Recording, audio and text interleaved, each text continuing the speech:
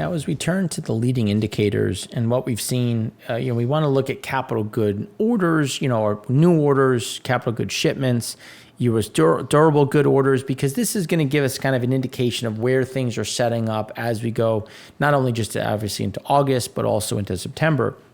So looking at July capital good orders came in at 0.1%. Versus the prior, then when you look at the shipments non-defense ex air was negative 0.2. So this is what we've seen is like this contraction, but as we've been saying, it's going to be kind of a flat line where slightly negative, but more of that flatlining piece. Now the July durable good orders came in at negative 5.2% versus the estimate of negative 4%. Orders ex transportation came in at 0.5% versus estimate of 0.2%. Now, worst print for the headline orders since April of 2020. But then when you look at X transport, it's not that bad. And that's one of the key pieces where some of them, as you can see from the back end of this chart, the X transportation is a bit cleaner versus the durable good orders, which can swing up and down quite wildly given what is happening at the car side, at the transportation front. So again, not too much here to say one way or the other in terms of rates going up, rates going down. These are showing things are kind of steady, if not slightly contracting. Now, when we look at flash PMIs, U.S. manufacturing PMI came in at 47 versus the estimate of 49. For those that have been following us, we expected things to come in right around that 49, 48.5 level, because we didn't think it was going to accelerate. There's nothing showing acceleration, but there's, not as much showing deceleration, but we did get it here. The bigger issue, which was what we were pointing to, is service PMI, which came in at 51 versus the estimate of 52.2. That is what we think is going to be the bigger bite. So the composite then came in at 50.4 versus the estimate of 51.5. And it's because of that meaningful miss from services. So we think manufacturing stays in contraction, but it's really the service side that's going to come further down and show, we don't want to say negative growth, but just less growth, coming in, at around 50.5. And the cost pressures regained momentum, which is a problem. And then when you look at the input price inflation, it quickened again. So some stabilization when you look at pricing, now everything is back above and into expansion. Even manufacturing. Services is positive. Manufacturing is positive. Service input is back up. Service price charges are shifting back up. These are key inflationary drivers, which is why we've talked so much about month on month. Because if you look at month on month, there is nothing out there showing we're getting a meaningful slowdown. The pace of them has slowed down, but we're not negative, when we're likely not going to go negative. And that's where you're starting to see some of that pick back up, which is why we do see prices being told that they're going to go up again. U.S. PMI order books slowed down. Again, this is that leading indicator. New orders manufacturing is negative. New order services is now negative. New export orders is negative, and new export orders services is positive, but going further negative. So again, this is showing that additional slowdown, which is why we see that pressure as we go into Q4.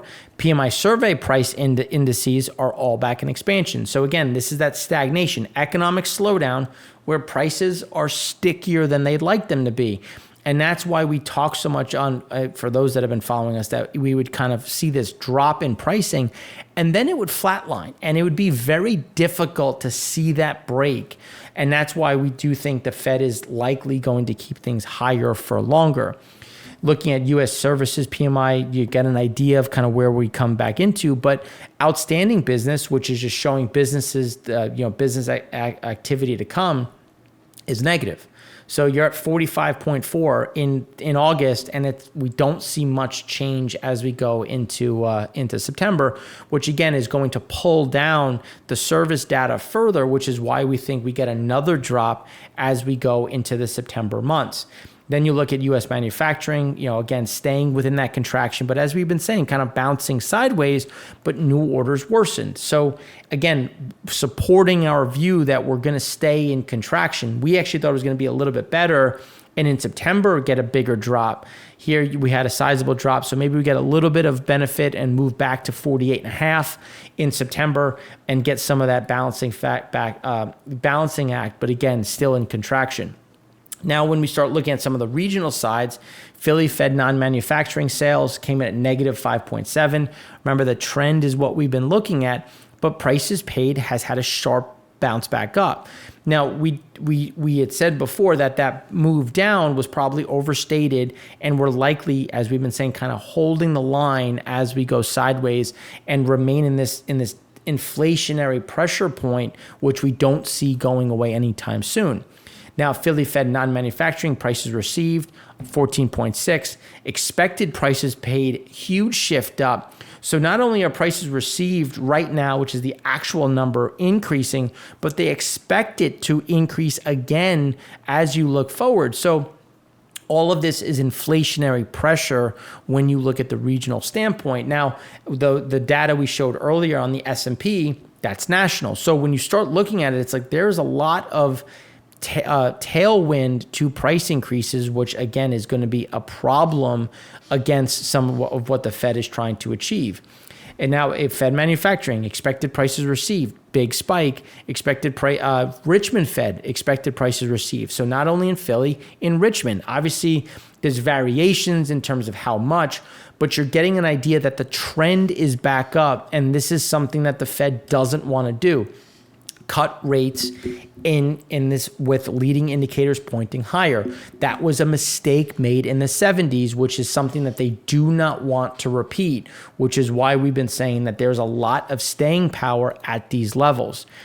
Now, prices paid has come down, prices received has come down, but remember, the expected numbers are going back up. So this is where you're going to start to see that flat line, and you will see that acceleration in the Richmond region.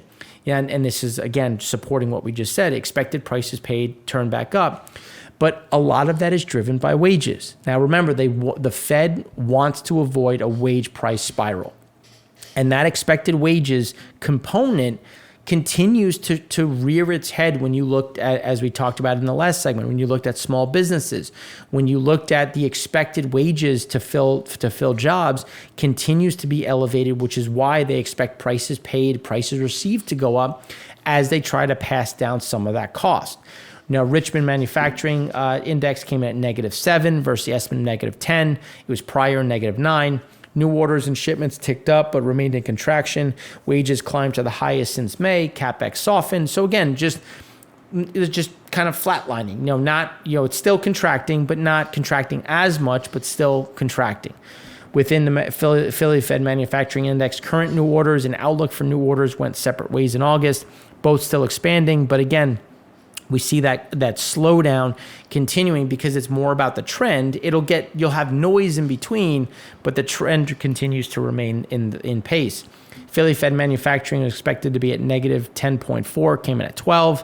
New orders had a nice spike. So again, it's all going to be a matter of balancing act because Empire was worse, Richmond was worse, but it wasn't as bad, but contracting, and Philly is pretty good. So again, it's all a matter of weighing everything together because the S&P on a national level is showing some of that pressure. Philly Fed manufacturing prices paid, big increase, but expected prices paid. Again, that huge surge. So even though things got a bit better, prices are expected to go back up, which is going to be a pressure point for month-on-month levels, and again, going to weigh on activities or things that the Fed is going to look to try to do. Non-manufacturing from confirming some of the other regional data with prices paid components rising again. Non-manufacturing index from the Philly Fed fell in August to -13.1 versus a positive 1.4. New orders, sales, work week, business activity all rolled over and are in contraction. So manufacturing bounced, but non-manufacturing came down. So this is what we've been saying is that manufacturing is going to kind of stabilize. It'll average out over the next few months. It'll likely be in contraction, but the service side is where we see the biggest slowdown, the biggest pressure point. And that's a bigger issue when you look at economic growth because the service front is such a huge component of US GDP and will act as that bigger headwind. Now, when we look at inflation pressures coming back, prices paid component within the Philly Fed jumped in August to the highest since June 2022. Monthly swing orange was among the largest. New orders outlook improved for Richmond Fed 6 months. So again, it's that balancing act. And that's what we've been talking about, is where there's not enough here for the Fed to cut, because it's, while things may be in contraction, some things are still slightly in expansion, you're kind of bouncing back and forth. But the thing that is very consistent across all regions, prices going back up. So you have wages remaining elevated, you have labor still tight, and you have prices accelerating again, more pressure for the Fed to keep things where they are. Year-on-year decline in leading economic index eased a touch to negative 7.5, but this is what we've been talking about in terms of some of that headwind as you look forward. Difficult to get a clear read on overall state of manufacturing, because as we said, Empire fell, Philly rose, but that's where, it's that trend which continues to still be negative, but it's just, holding in at a contracting level, just not a collapse. Now, some of the bigger issues that we've seen in general, housing affordability index fell in Q2 to its worst on record. That's just because you've had prices remain elevated on the housing side while mortgage rates continue to surge. Huge divergence between the average 30-year mortgage rate and the effective rate of interest on outstanding mortgages. Because why would you buy a new home at this point at this current price level? And when your mortgage is likely 3.5%. So it's like, okay, so I can sell my home at a decent price where I have a 3.5% mortgage. And then I can buy another home, which hasn't seen any price reduction or minimal price reduction. And I'm going to get a 7% mortgage. Why would you do that? And that's where you're going to see this separation, which is, again, another reason why the Fed is kind of stuck where they are. As I've said from the very beginning, it never made sense why the Fed was buying mortgage-backed securities. There was not a place out there where you could see some sort of issue when it came to the home sales. Home sales never had an issue, but yet this was a big driver for them in terms of, and again, they created this problem. Housing affordability index for the first time home buyers has fallen to the worst on record, because there are no starter homes. Starter homes have essentially ceased to exist at this point as prices have continued to push up. New home supply well off recent peak, but at a fairly strong level relative to history, and still in much better shape than existing home supply. So again, what we've been saying is, because existing homes are going to struggle to sell, because why would the homeowner in that home look to pivot? A lot of this balancing is going to come from new supply.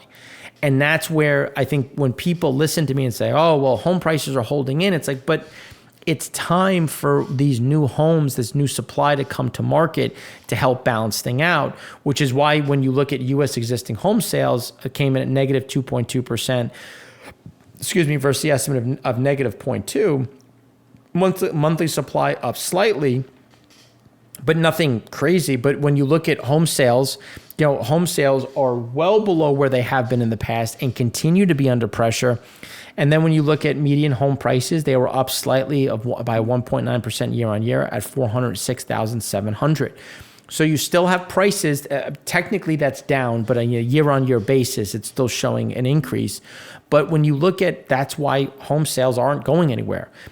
So existing home sales will struggle. And then when you look at that on a normal trend, year-to-date, U.S. existing home sales tracking well below, especially when you look at the effective outstanding mortgage rate versus the Freddie Mac rate, you're seeing that, again, that disconnect in terms of, well, why would you look to move and then inherit a new rate? July new home sales now are the opposite. July new home sales were up 4.4% versus the estimate of 0.9%. Median home prices were down 8.7% year on year to $436,700. Monthly supply fell from 7.5 to 7.3, but still kind of fairly stable. Now, the problem is the prices have to come down now. Now, you might say, well, why are they more expensive than the existing?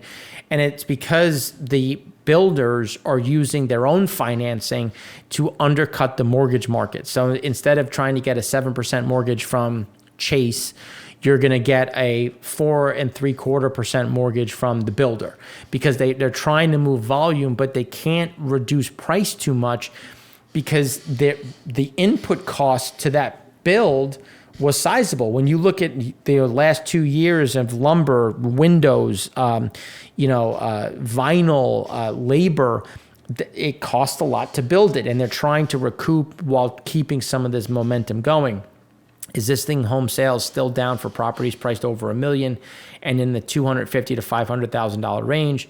But the problem is there's not a whole lot of $250,000 to $500,000. Like if you can find one, they usually get absorbed fairly quickly because everything is so high priced, which is why we see that as an anchor coming down. Existing home sale, one family home sales median price, it bounced back up by 1.6%, but you can see it's still low, and we do see some of this pulling down further as the U.S. existing home sales year on year kind of bounce, but still negative. And as we were saying, nothing goes down in a straight line, but instead it bounces and then kind of goes sideways, which is where we see things right here. Now, MBA purchase index, and this is the important piece which we keep trying to highlight. Mortgages, people aren't getting mortgages. You might see a home that is pending, but the likelihood of it closing is diminishing as people are struggling to get the actual mortgage itself, which when you look at U.S. new one-family houses, monthly supply has gone up. The only time it was higher was in 2022, and we do see this going up, which will help pull down some of that price. Single-family building permits have bounced back up, but you still see that disconnect because building permits are up. Builders are trying to get after some of this price, some of this shortage, but permits are going to be pressured down just because mortgages aren't there. So you're going to build on the permits you have, not try to take too much more, which is why the share of home purchases made by investors remains elevated, but it's not by mega investors or large investors, because the mega investor and the large investor has disappeared as we said it would. But the small investor is still there because they still bought into the Airbnb and Turbo or Vrbo view. And right now, when you look at rents and if you look at the amount being made, you're down over 40%. And that is the share that we see dumping. And that's where some of that additional supply is going to come into the market. So then when you look at MBA purchase index, the mortgage purchase index has broken through its recent low and fallen to the lowest since 1995. Median single family home price fell by 8.7% in July, still in recessionary territory. And then rounding it out, home prices typically lead to the owner's equivalent rent, CPI. So when you look at median rent, staying over at that and increasing at that level, year on year it's down, but it's still elevated, which is why another backdrop on how the Fed's going to struggle to adjust this. So home price index has come down, but rents have come down, but now starting to go back up. And that's where you still see work that has to be done at the home price level. We've shown that the chart time and time again of wages versus home prices. There's a massive gap that is not going to close anytime soon. And that's why we do see prices coming down, because it's unlikely wages are going to go up to meet it and not create a wage price spiral. So that's what we have for you for the rest of the US. In the next segment, we're going to go deeper into Europe and some of the implications that we see with the recent data that's come out.